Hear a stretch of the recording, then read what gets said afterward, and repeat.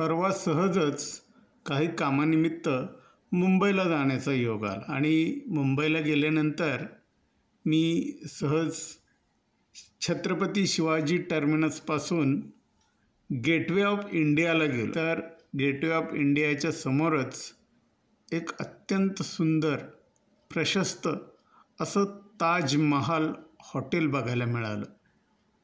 हे जे हॉटेल आहे हे अत्यंत देखणं आणि खूप सुंदर असं हॉटेल आहे.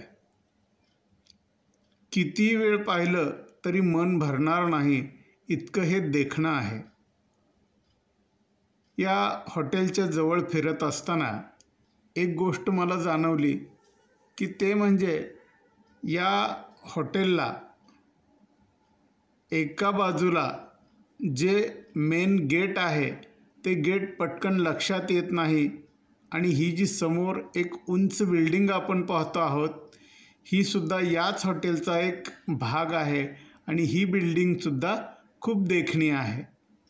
मला वाटलं या कमानीमध्येच याचं गेट आहे की काय, म्हणून मी ते शोधत होतो, परंतु याचं गेट एका बाजूला कोपऱ्यावरती आहे आणि ते दोन्ही बाजूला खुलतं.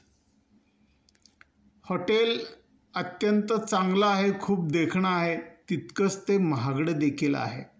असं म्हणतात की या हॉटेलमध्ये एक कप चहा जरी आपल्याला प्यायचा झाला तरी आपल्याला 2000 रुपये मोजावे लागतात.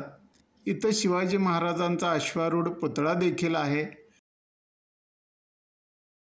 आणि हा पहा समुद्र.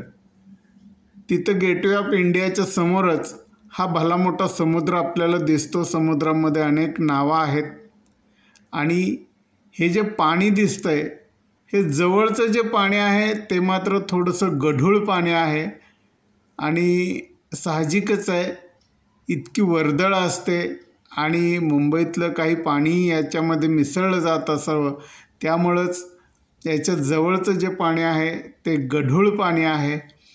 परंतु आतमध्ये जिथं मुख्य समुद्र सुरू होतो तिथं मात्र याचं पाणी निळशार आहे.